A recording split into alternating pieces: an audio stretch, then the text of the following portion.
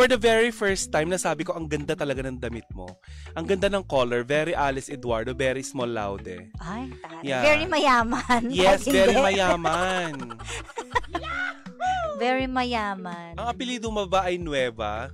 Anong Nueva? Vizcaya, ganun. Hindi. Oo. Dinalaw pa nga namin yung sa libingan niya eh. Nag-support ka pa? Oo. Anyways, yun naman pala. Nakakaloka, ang kinamatay, paparehas ko lang din. Ano? Diabetes. Huy, buhay ka pati. Huwag mong i-ano. Diba? Hindi naman ako susunod sa yapak noon, no? Sa'yo mo kasi din. Tumoy din eh. Parehas lang kami. Sweet. Kaya mag-ingat ka sa mga kinakain mo. Mas lalo kang mag-iingat. Bakit? Kasi pride mo nilulunok mo. Hindi naman diabetic yun ah. Oo, pero sakit na din yan. Bakit matamis ba yun? Hindi, mapait. Pag lunok ka ng pride mo. Pero ang dami ko nalaman dun. Diba? Na mga sikreto. Sila yung nga doon, di ba bigla siyang umiyak tapos nag-confide sa'yo? Meron pa isang pasabog doon na may nag-aya pala sa kanyang mag-do ng bawal na gamot. Talaga? Yes, nandun sa podcast yung sa panoorin nyo. Nagulat ako, sabi ko, totoo? High school, may nag-aaya na ng ganyan? Oo daw. Meron daw talagang isang place. Hindi ko na sasabihin, syempre, di ba? Naniniwala ka ba na kaya umaasa tayo sa mga bagay-bagay kasi dahil nakikitaan pa natin ng pag-asang magkakabalikan pa? Parang hindi rin. Kasi merong mga tao na kakakita na wala ng pag-asa but they choose to stay. Kasi wala tayo doon sa kanilang sitwasyon. Kasi gusto nating ipilit na mamahalin pa rin tayo ulit. May ulit. Kasi feeling mo, may nakaraan naman kami so pwede pa ito ma-develop sa akin. Oo. So baka yung iba kaya nag-aantay ng ganun, di ba? Kahit may jowa na yung mga mahal nila. Teka, yun ang tanong ko, bakit ang dami nagpapakatanga sa pag-ibig? Hindi naman pag-ibig ang bumubuhay sa tao. May ganun pera. Talaga Kanya-kanya yun. Bakit ba kayo namamatay pag walang pag-ibig? Di ko rin nga alam eh. Kanya-kanya siguro yung mga nakakamatay ba gandang kara pag wala kang love life? Hindi ko alam. Hindi naman to diba? Hindi naman to requirements para mabuhay ka. Of course hindi. It's a part. Kaya tayo binigyan ng ganong katangian para magmahal, magamit natin para balang kailangan araw ba gamitin mo lagi yung puso mo para mag-asawa? Ay, hindi naman lahat. Kasi meron namang mga hindi nag-aasawa pero happy naman sila kasi sa mga apo na lang, pamangkin. Alam mo kung saan ito nag-uugat? Saan? Inggit. Naiingit tayo sa mga nasa paligid ng ibang tao. Kanin. Sa kanin talaga. Diabetic ka, ba't sa kanin ka hugot? Black rice kami. Ay, siya. Naka-black rice na siya. Pero once a week lang kami kumakain. So yung ibang araw, ano na kinakain mo? Gulay-gulay. Gulay-gulay. Uy, alam mo, hindi kita nabigyan ng okra, tsaka talong. Kailan ka ba nagbigay? Lumalabas ka nga ng bansa, wala kang pasalubong. Hoy! Wala. Samantalang pinagdadasal ko na wag mag-crash yung aeroplano nyo. Yung caretaker nyo ang binigyan mo naman ba yung caretaker knowing nyo hindi mo bibigyan nyo? Sila naman yung nakatira. So kumakain. Grabe ka, ang damot ko ba? Sila naman yung kumakain doon minsan. So malay mo, kumukuha ko din sila doon. So hindi mo nga binigyan? Hindi. Katabi nila yung taniman. Paano ko hindi bibigyan? Sila yung nakatira doon. Hindi bibigyan yun. Sila nag-harvest, kayo na din? Oo, nung pumunta ako doon, kumuha ako. Blinag mo, syempre. Oo, blinag ko yung... Para may ROI. Tapos nung of course. Kaya ikaw mag-iingat-ingat ka sa mga biro-biro ni Sheena, yung kara magbubuntis ka. Parang hindi naman, para imposible naman. Kaya hindi niya binibiro kasi imposible. Imposible. Diba? Dahil una sa lahat wala kang jowa. Panay ang tukso namin sa'yo dun sa boss natin, dinideny mo din naman. Wala kang jowa, 'di ba? Sayang ang mga floral mo, te. Kung di ka nadidiligan. Tigilan mo ko. 'Di ba? Sayang. Grabe. Maski yung baklang isang ganyan lang yung boses, biglang tumitigas yung boses. Hala! Ay, nako. Ay! Okay. Okay, mag-wish mo na ako. Wait lang. 1, 2, 3. Blue! Ay! Sumakit ulo. Anong wish mo? Pera. Ako din. Malamang. Sabi ko sana this week. Oo. Ay, wow. Demanding. Agad-agad. Tignan. Tsaka galante sila. Depende rin naman yun sa tao. Depende ba yun sa tomboy? Kung makunat ka or ano, di ba? Di ba niligawan ka ng tomboy dati, nagbibigay sa atin daming pagkain? Hindi ko alam kung tomboy yun o girl yun. Dapat, ganun pa rin naman yung tanong mo kung meron pa siyang biometrics. Hoy! Grabe At saka siya. Hintay kita. Lang kita matapos. Salita, pasok, sundot, support, ganon. Naghang ka bigla. Oo. May bigla siyang inisip. May bigla ako naisip eh. Hindi. Iba. Ano yung iniisip mo? Wala, iba yung naisip ko. Bukod sa lumalalang eksema sa... Wala akong eksema! Anyways. Bakit ka nga napaisip? Wala, iba pagkain yung naisip ko bigla. Yung hipon. Ang layo ng tomboy sa hipon. Ilan ang kaibigan mo shibole? Yung totoo lang. Yung totoo parang wala naman. Mamatay? Mawala man ang karir? Di kayo naisip Maging ko kasi. 500,000 man ang followers mo? Hindi kasi hindi ko alam kung shibuli yun. Hindi, umamin na sa'yo, te. Ha? Pag alam mo, hindi girl na girl kasi yung itsurahan. Kasi pag shibuli, di ba Sino talagang... sa mga kaibigan mo yung girl na girl? Pero... Marami, pero non-showbiz. Marami. Ay, hindi. Na girl na girl. Merong showbiz. Tumigil ka na.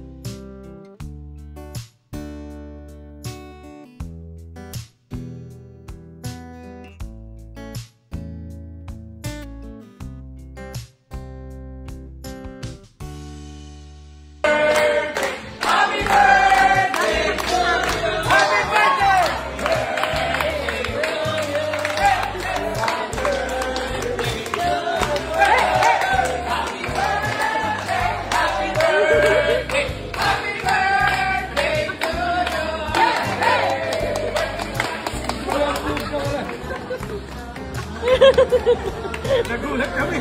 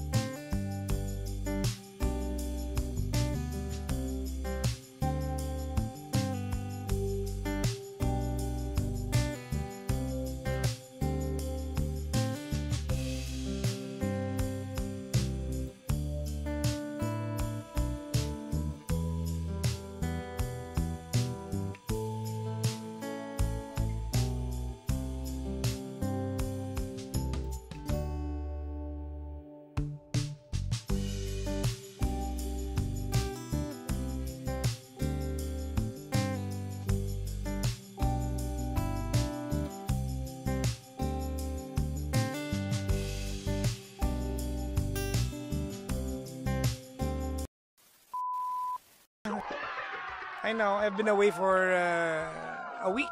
Last week, the entire week. So, kung na-miss nyo ako, maraming salamat. Kung hindi ako na-miss, diwag! Diwag! I-miss nyo na ako kasi. This year po, nakadalang balik na ako ng China. I went to the same place, Chongqing. Pero inakyat namin yung Xiamen Mountain. I don't know. Search nyo sa Google Images, yung Xiamen Mountain o kaya Heaven's Gate. Inakyat namin ng anak ko yun. Heaven's Gate. At nagpunta kami ng Avatar Mountain kung saan po ginanap po yung kung saan inspired po yung movie na Avatar. Totoo yun yung mga columns of mountain. Tapos pinuntahan din namin yung setting po ng Transformer. So nagpunta kami doon, no. Yung mga kanina pa po nagsasabi na pabagsak na po yung mata mo, PPJ. Ano ngayon? Kayo naman. Bakit? Pag inaantok ako, nagiging bobo ba ako? Ano ba kayo? Tumawag lang. Tumawag lang kayo. Huwag niyong pakialaman. Ganito po yan, ha. Gumising po ako kahapon sa China ng 7 ng umaga. Para alam niyo yung nangyari sa buhay ko, ha. 7 ng umaga. Naligo ako, lumabas kami ni Klong para mamili ng mga pasalubong. Bumalik kami ng hotel ng mga bandang 2:00 ng hapon. 3:00 bago mag 4:00, sumakay na kami ng taxi papuntang airport. Ang flight namin ay 9. Pagdating namin ng taxi, nag-text ang airline, sabi yung 9 flight namin naging 11. So alam namin na mula mga 5 hanggang 11, mag-aantay kami sa airport. Almost 6 hours, nag-antay kami. Nagbulang kayo magtatay, nag-edit ako ng video. So matagal, no? Muntik na yung palayasin talaga sa Starbucks talaga. Kasi yun yung second day. Doon kami tumambay na matagal Bumili kami tag-iisang kape lang. At 11 p.m., we boarded the airplane from Chongqing. Pupunta naman ng Guangzhou because there's no direct flight from Chongqing to Guangzhou.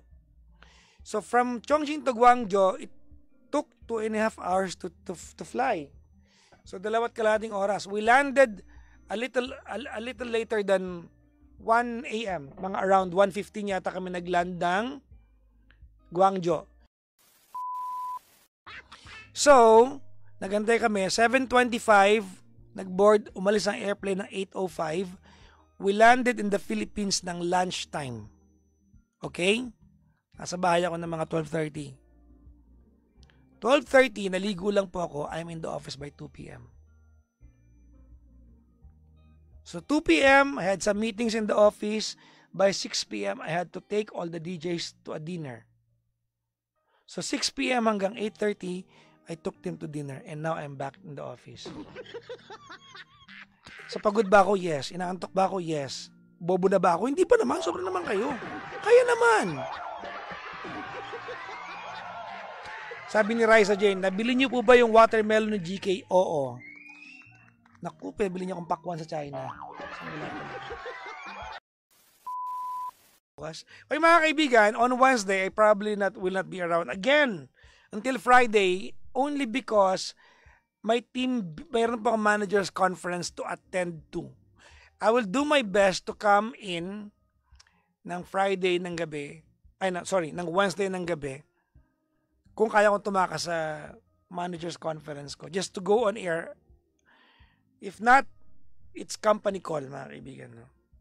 So, my boss asked me, di ba, para... So, yun. Basta yun. Okay na yun. Oh. Wala ka na naman, PPJ. Sumama kayo! Umatay ka ng team building!